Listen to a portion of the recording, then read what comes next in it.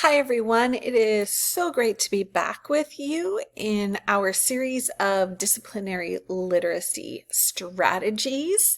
We are on strategy number 4, and today we're going to talk about student goals and reflection and how that can connect to disciplinary literacy. Want to remind us that we're moving beyond the use of general literacy strategies, although those definitely have a time and a place and can support our students' learning in our classrooms. We really want to think about those specialized literacy practices. So what does it mean to be a reader, a writer, a speaker, a listener, a thinker within the discipline that we're in?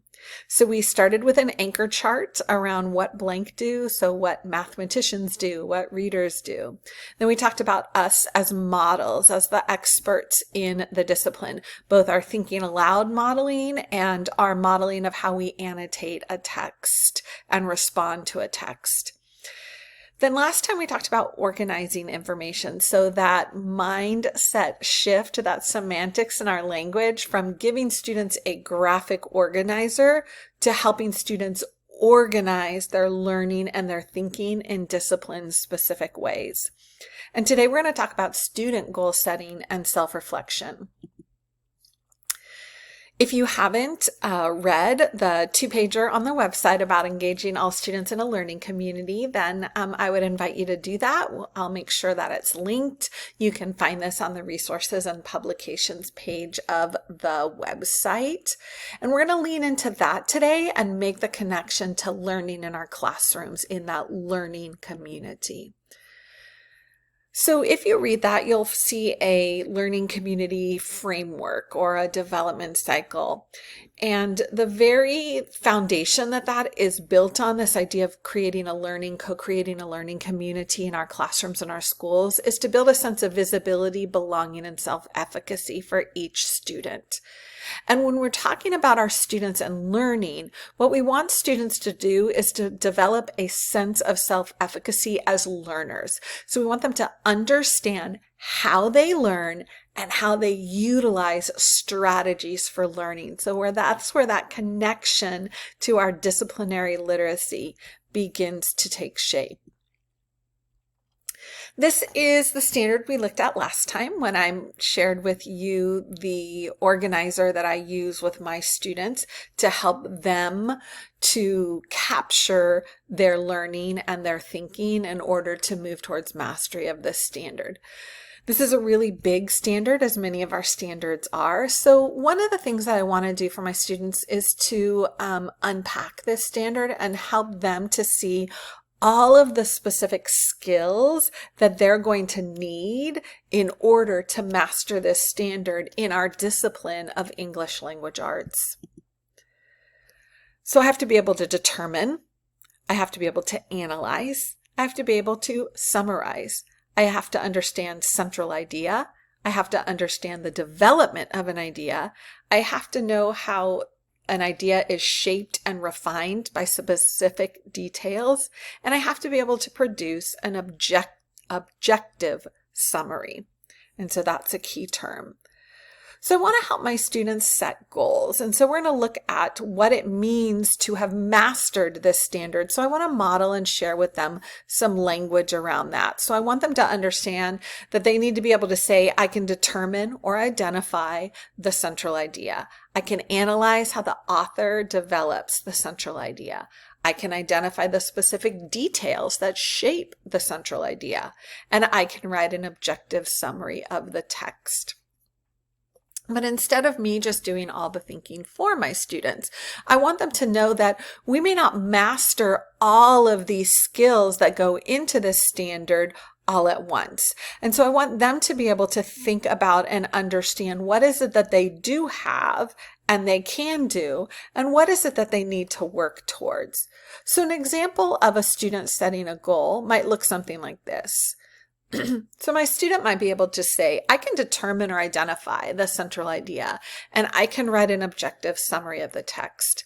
So my goal in the area I know I need to work on is to focus on identifying the important details and connecting that to how the author uses those to develop the central idea. So I'm going to help my students understand this by going back and connecting this to our What Readers Do chart and the skills that I'm going to do, and making sure that any of these skills that we're working on are on there, because those are things that readers do. And then I'm also going to gear my teacher think aloud, my modeling, my annotating of the text for them, to begin to draw out and show them how I think about a text and how I begin to pull out these different ideas in order to cement my understanding around this text as it connects directly to this particular standard. So that's where that connection begins between all of the strategies that we have been building, and helping our students not just say, I want to complete my homework, I want to, pay attention in class, but to make that shift into really be thinking about how do I read and write and speak and listen and think as an expert in this discipline? And then how can I begin to recognize the skills that I already have in place and those areas that I want to lean into next to build my skills? Because it's okay not to know everything all at once. If we wanted to look at a standard in a different area, then this is a next-gen science standard from the high school, where it asks students to design, evaluate, and refine a solution to a complex real-world problem based on scientific knowledge, student-generated sources of evidence, prioritized criteria, and trade-off considerations. So again, another really big standard that is not going to be mastered in one lesson. So if I'm the science teacher, I want to start unpacking this and helping my students see all of the things that we're going to need to be able to do.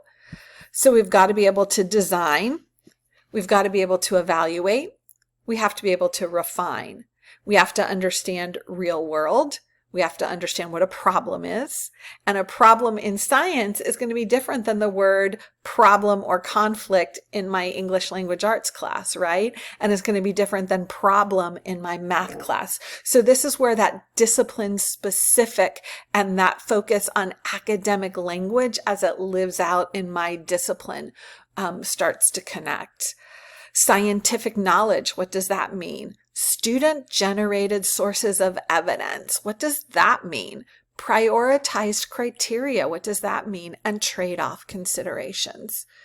So examples of goal statements or statements that my students might share when they say, yeah, I have the skill. I can cite evidence to support my solution. I can identify a complex real-world problem. I can design a solution to solve a complex world problem. And so if I'm the science teacher, I'm going to help my students identify what do they already have in their toolbox, what can they do, and what's a goal they're going to set. Maybe I need to get better at citing evidence. So my goal as a student might be is I'm going to work to cite appropriate evidence to support my solution. So what we want to do, as always, is to identify our standard and our learning objective. That's where we want to start. And you're going to use your teacher modeling to share that academic language and those disciplinary ways of reading, speaking, and thinking in your learning goals. We're going to break down the standard or the task with the students. What are all of those skills that we're going to need to be able to do in order to say we've mastered and we can meet this standard? We want students to be able to identify the skills that they already have. They're going to have something. So where is the place that they are starting from? And then have students choose a skill from that list that we've unpacked to build as their goal. Our students then become owners of their own learning in the discipline. They are building that self-efficacy. As always, I'd love for you to share your thoughts. Please reply on the blog. You can also visit me at TSB Education Partners Facebook page. Try this strategy. Think about ways of thinking and learning in your discipline? How can you help your students build their own self-efficacy as learners? How can you help them begin to build goals and reflect on their own learning? If you already do this in your classroom, then I would love to hear what has worked for you. Share that with us. Add to our tool box as well. Again, everyone, thanks so much for being here. Thanks for listening. Please share with others. Please share with your colleagues, and please share your thoughts, and have a great day.